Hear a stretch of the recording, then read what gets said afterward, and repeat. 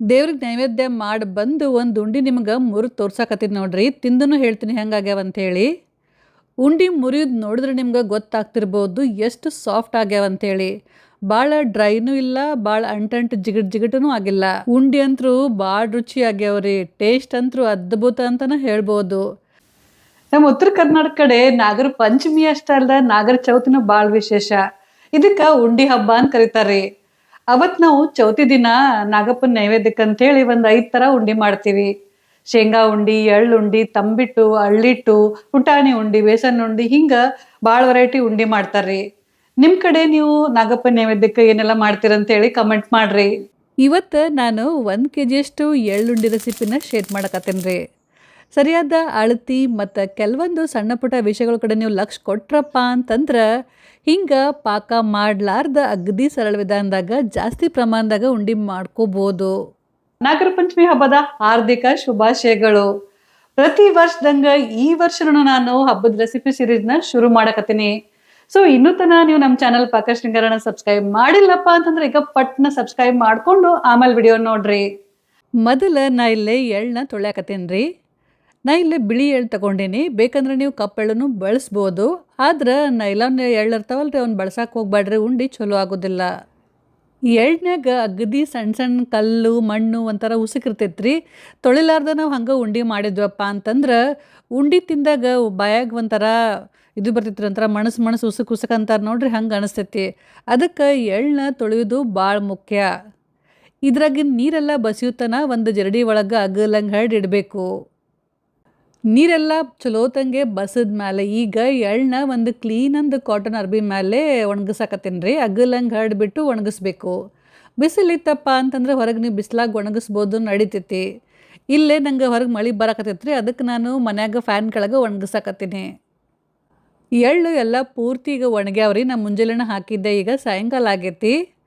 ಎಳ್ಳು ತೊಗೊಂಡು ತೂಕ ಮಾಡಕತ್ತೀನಿ ರೀ. ಒಂದು ಅರ್ಧ kg ನಾನು ಎಳ್ಳು ತೊಗೊಂಡಿನಿ. ನೆಕ್ಸ್ಟ್ ಈಗ ಒಂದು ಕಡಾಯಿ ಒಳಗೆ ಎಳ್ಳು ಹಾಕಿಬಿಟ್ಟು ಹೈ ಫ್ಲೇಮ್ನಾಗ ಹುರಿಯಾಕತ್ತೀನಿ ರೀ. ಎಲ್ಲ ಕಡೆ ಕೈ ಆಡಿಸ್ಕೊಂತ ಚಲೋದಂಗೆ ಹುರಿಬೇಕು. ಹೈ ಫ್ಲೇಮ್ನಾಗ ಹುರಿಬೇಕು, ಲಕ್ಷ ಇರಲಿ. ಒಂದು 2-3 ನಿಮಿಷ ಆದಮೇಲೆ ಎಳ್ಳು ಹಿಂಗೆ ಚಟಪಟ ಅಂತ ಸಿಡಿಯೋಕೆ ಶುರು ಆಗ್ತಾವ್ರಿ. ಆವಾಗ ಉರಿನ ಸಣ್ಣ ಮಾಡಬೇಕು. ಈ ಚಟಪಟ ಸಿಡಿಯುವಂಥ ಶಬ್ದ ಕಡಿಮೆ ಆಗಬೇಕು. ಮತ್ತು ಎಳ್ಳು ಸ್ವಲ್ಪ ಉಬ್ಬುತ್ತಾವ್ರಿ. ಅಂದ್ರೆ ಅವಾಗ ನಮ್ಮ ಎಳ್ಳು ಚಲೋತಂಗೆ ಹುರಿದಾವ ಅಂಥೇಳಿ ಅರ್ಥ. ಆದ್ರೆ ಲಕ್ಷ ಇರಲಿ, ಎಳ್ಳನ್ನ ಭಾಳೊತ್ತನ ಹುರಿಬಾರ್ದು, ಕಹಿ ಆಗ್ತಾವು. ಆಮೇಲೆ ಉಂಡಿ ಟೇಸ್ಟೇ ಹಾಳಾಗ್ತೈತಿ.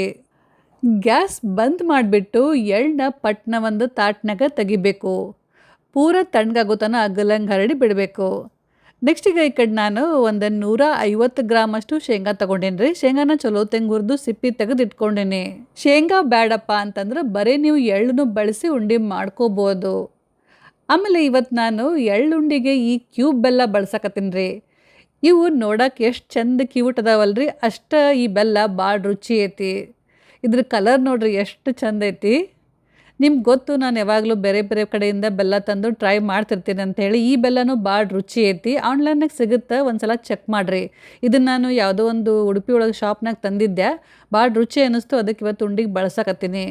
ಈಗ ಈ ಬೆಲ್ಲನ ತೂಕ ಮಾಡಿ ತೊಗೊಳಕತ್ತೀನಿ ರೀ. 1 kg ಎಳ್ಳುಂಡಿ ಮಾಡೋಕೆ 350 ಗ್ರಾಮಷ್ಟು ಬೆಲ್ಲ ಬೇಕು. ನಿಮ್ಗೆ ಸಿಹಿ ಇನ್ನೊಂದು ಸ್ವಲ್ಪ ಜಾಸ್ತಿ ಇಷ್ಟಪ್ಪ ಅಂತಂದ್ರೆ 400 ಗ್ರಾಮಷ್ಟು ನೀವು ಬೆಲ್ಲ ಬಳಸ್ಬೋದು, ನಡಿತೈತಿ. ಆದಷ್ಟು ಸ್ವಲ್ಪ ಮೆತ್ತಗಿರುವಂಥ ಬೆಲ್ಲ ಬಳಸಿದ್ರೆ ಭಾಳ ಚಲೋ. ಬೆಲ್ಲ ಸರಿ ಇರಲಿಲ್ಲ ಅಂತಂದ್ರೆ ಉಂಡಿ ಸ್ವಲ್ಪ ಬಿರುಸಾಗ್ತಾವು. ನೆಕ್ಸ್ಟ್ ಈಗ ಈ ಬೆಲ್ಲನ ತುರಿಯಾಕತ್ತೀನಿ ರೀ. ಬೆಲ್ಲನ ಜಜ್ಜಿ ಪುಡಿ ಮಾಡಿ ಬಳಸಿದ್ರೆ ಉಂಡಿ ಅಷ್ಟು ಸರಿ ಆಗೋದಿಲ್ಲ ರೀ. ಯಾಕಂದ್ರೆ ನಾವು ಇದನ್ನು ಪಾಕ ಮಾಡಕತ್ತಿಲ್ಲಲ್ರಿ, ಮಿಕ್ಸಿ ಮಾಡ್ಕೊಂಡು ಉಂಡಿ ಮಾಡಕತ್ತೀವಲ್ಲ. ನಾವು ಎಷ್ಟು ಚಲೋತಂಗೆ ಮಿಕ್ಸಿ ಮಾಡಿಕೊಂಡ್ರೂ ಆಮೇಲೆ ಎಲ್ಲರ ಒಂದು ಸಣ್ಣ ಸಣ್ಣ ಬೆಲ್ಲದ ಗಂಟುಗಳು ಉಳಿತಾವೆ, ಅವಾಗ ಉಂಡಿ ಟೇಸ್ಟ್ ಹಾಳಾಗ್ತೈತಿ. ಅದಕ್ಕೆ ಹಿಂಗೆ ತುರಿದು ಬಳಸಿದ್ರೆ ಭಾಳ ಚಲೋ. ಈಗ ಎಲ್ಲ ಬೆಲ್ಲನ ತುರಿದು ರೆಡಿ ಮಾಡ್ಕೊಂಡ್ಯಾರಿ.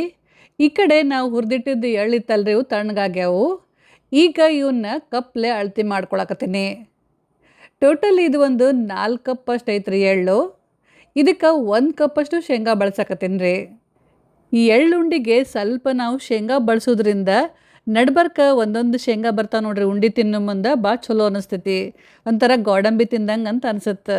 ಸೊ ನಿಮ್ಗೆ ಬೇಕಂತಂದ್ರೆ ನೀವು ಶೇಂಗಾ ಬಳಸ್ಬೋದು, ಬೇಡ ಅಂತಂದ್ರೆ ಸ್ಕಿಪ್ನು ಮಾಡ್ಬೋದು, ನಡಿತೈತಿ.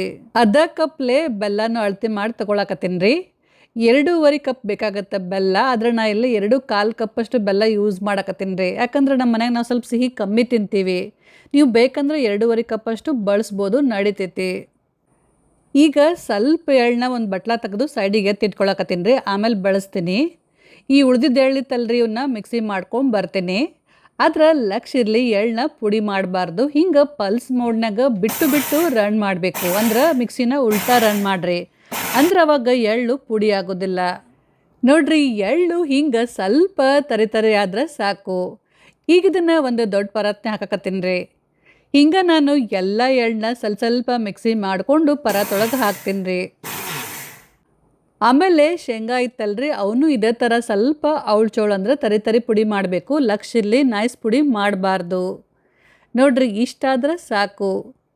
ಆಮೇಲೆ ಇದನ್ನು ಎಳ್ಳು ಜೊತೆ ಮಿಕ್ಸ್ ಮಾಡಬಾರ್ದು, ಬೇರೆ ಒಂದು ಪ್ಲೇಟ್ನಾಗ ಹಾಕಿ ಎತ್ತಿಡ್ರಿ. ಈಗ ಇದೇನು ಎಳ್ಳು ಪುಡಿ ಇತ್ತಲ್ರಿ, ಇದ್ರಾಗ ನಾವು ತುರ್ದಿದ್ದು ಬೆಲ್ಲ ಹಾಕಿ ಚಲೋದಂಗೆ ಮಿಕ್ಸ್ ಮಾಡಬೇಕು. ನಾವು ಎಷ್ಟು ಸರಿಯಾಗಿ ಮಿಕ್ಸ್ ಮಾಡಿದ್ರೆ ಇವು ಎಳ್ಳು ಮತ್ತು ಬೆಲ್ಲ ಚಲೋತಂಗೆ ಹೊಂದ್ಕೊಳಂಗಿಲ್ಲ ರೀ. ಅದಕ್ಕೆ ಇದನ್ನು ಮತ್ತೆ ಇನ್ನೊಂದು ಸ್ವಲ್ಪ ನಾವು ಮಿಕ್ಸಿ ಮಾಡ್ಕೋಬೇಕಾಗ್ತೈತಿ. ಮಿಕ್ಸಿ ಮಾಡೋ ಹೊತ್ನಾಗ ಸ್ವಲ್ಪ ಇದ್ರಾಗ ಒಂದು 1/4 ಟೀ ಸ್ಪೂನಷ್ಟು ತುಪ್ಪ ಹಾಕಿ ಮಿಕ್ಸಿ ಮಾಡಿದ್ರೆ ಉಂಡೆ ಭಾಳ ಚಲೋ ಆಗ್ತಾವೆ. ತುಪ್ಪ ಬೇಡ ಅಂತಂದ್ರೆ ಸ್ಕಿಪ್ ಮಾಡ್ಬೋದು. ಆದ್ರೆ ಸ್ವಲ್ಪ ನಾವು ತುಪ್ಪ ಹಾಕೋದ್ರಿಂದ ಉಂಡೆ ಕಟ್ಟಕ್ಕೆ ಸರಳ ಆಗುತ್ತೆ ಮತ್ತು ಉಂಡಿನೂ ಭಾಳ ರುಚಿ ಆಗ್ತಾವೆ. ನೋಡ್ರಿ, ಹಿಂಗೆ ಉಂಡೆ ಕಟ್ಟು ಹದ ಬರೋ ಥರ ನಾವು ಮಿಕ್ಸಿ ಮಾಡ್ಕೋಬೇಕಾಗ್ತೈತಿ. ಈಗ ಇದನ್ನು ಪರಾತೊಳಗೆ ಹಾಕಕತ್ತೀನಿ ರೀ. ಮತ್ತು ಉಳ್ಕಿದ ಪುಡಿ ಇತ್ತಲ್ರಿ, ಅದನ್ನು ಹಿಂಗೆ ಸ್ವಲ್ಪ ಮಿಕ್ಸಿ ಮಾಡ್ಕೊಂಡು ಬರ್ತೀನಿ. ಪ್ರತಿ ಸಲ ಸ್ವಲ್ಪ ತುಪ್ಪ ಹಾಕ್ಬೋದು, ಬೇಡ ಅಂತಂದ್ರೆ ಬಿಡ್ಬೋದು, ನಡಿತೈತಿ. ನೀವು ತೊಗೊಂಡಿದ್ದ ಬೆಲ್ಲ ಭಾಳ ಮೆತ್ತಗಿತ್ತಪ್ಪ, ಚಲೋ ಸಾಫ್ಟ್ ಇತ್ತಂತಂದ್ರೆ ನೀವು ತುಪ್ಪ ಹಾಕುವ ಅವಶ್ಯಕತೆ ಇಲ್ಲ. ಸ್ವಲ್ಪ ಡ್ರೈ ಇತ್ತು, ಆಮೇಲೆ ಭಾಳ ಬಿರುಸಿತ್ತಪ್ಪ ಅಂತಂದ್ರೆ ಸ್ವಲ್ಪ ತುಪ್ಪ ಬೇಕಾಗತ್ತೆ. ಈಗ ನೋಡ್ರಿ, ಎಲ್ಲ ಮಿಕ್ಸಿ ಮಾಡ್ಕೊಂಡು ಬಂದೆ. ಈಗ ಇದ್ರಾಗ ಶೇಂಗಾ ಪುಡಿ ಮತ್ತು ಮೊದಲೇನ ಸ್ವಲ್ಪ ಎಳ್ಳೆತ್ತಿಟ್ಟಿದ್ನಲ್ರಿ, ಅದನ್ನು ಹಾಕಿ ಚಲೋತಂಗೆ ಮಿಕ್ಸ್ ಮಾಡಬೇಕು. ಸ್ವಲ್ಪ ಎಳ್ಳು ನಾವು ಎತ್ತಿಟ್ಬಿಟ್ಟು ಲಾಸ್ಟಿಗೆ ಹಾಕಿ ಮಿಕ್ಸ್ ಮಾಡಿ ಉಂಡೆ ಕಟ್ಟಿದ್ರೆ ಉಂಡೆ ತಿನ್ನೋ ಮುಂದೆ ನಡಬರ್ಕ ಎಲ್ಲಿಗರೆ ಒಂದು ಎಳ್ಳು ಬರ್ತಾವೆ ನೋಡ್ರಿ ಬಾಯಾಗ, ಅವಾಗ ಉಂಡೆ ಭಾಳ ರುಚಿ ಅನ್ನಿಸ್ತಾವೆ. ಮತ್ತು ಉಂಡಿನೂ ನೋಡೋಕೆ ಭಾಳ ಚಂದ ಅನ್ನಿಸ್ತಾವ್ರಿ. ಎಲ್ಲ ಸರಿಯಾಗಿ ಮಿಕ್ಸ್ ಮಾಡಿದ್ಮೇಲೆ ಈಗ ನಿಮಗೆ ಯಾವ ಸೈಜ್ ಉಂಡೆ ಬೇಕಂತೇಳಿ ನೋಡಿಕೊಂಡು ಅಷ್ಟು ಪುಡಿನ ಕೈಯಾಗ ತಗೊಂಡು ಒತ್ತಿ ಉಂಡೆ ಕಟ್ರಿ. ಸರಿಯಾಗಿ ನಾವು ಒತ್ತಿ ಉಂಡೆ ಕಟ್ಟಲಿಲ್ಲಪ್ಪ ಅಂತಂದ್ರೆ ಉಂಡೆ ಜಲ್ದಿ ಒಡಿತಾವು. ಎಲ್ಲ ಉಂಡೆ ಒಂದೇ ಸೈಜ್ ಆಗಬೇಕು, ಒಂದೇ ಸೈಜ್ ಬರಬೇಕಪ್ಪ ಅಂತಂದ್ರೆ ತೂಕ ಮಾಡಿ ಉಂಡೆ ಕಟ್ರಿ. ನಾ ಇಲ್ಲೇ ಎಲ್ಲ ಉಂಡಿನ 40 ಗ್ರಾಮ್ ತೂಕ ಮಾಡ್ಕೊಂಡು ಉಂಡೆ ಕಟ್ಟಕತ್ತೀನಿ ರೀ. ಭಾಳ ಸಣ್ಣನೂ ಆಗಿಲ್ಲ, ಭಾಳ ದೊಡ್ಡನೂ ಆಗಿಲ್ಲ. ಆಮೇಲೆ ಉಂಡೆ ಕಟ್ಟಿದ ಮೇಲೆ ಉಂಡಿನ ಅಂಗೈಯಾಗ ಆ ಕಡೆ ಸ್ವಲ್ಪ ಹೊತ್ತನ ಚಲೋತಂಗೆ ಹೊಳ್ಳಾಡಿಸ್ರಿ. ಅಂದ್ರೆ ಅವಾಗ ಉಂಡಿಗೊಂದು ಹೊಳಪು ಬರುತ್ತೆ, ಒಂದು ಶೈನಿಂಗ್ ಲುಕ್ ಬರ್ತೈತಿ. ಉಂಡೆ ನೋಡೋಕೆ ಭಾಳ ಚಂದ ಕಾಣಿಸ್ತಾವೆ.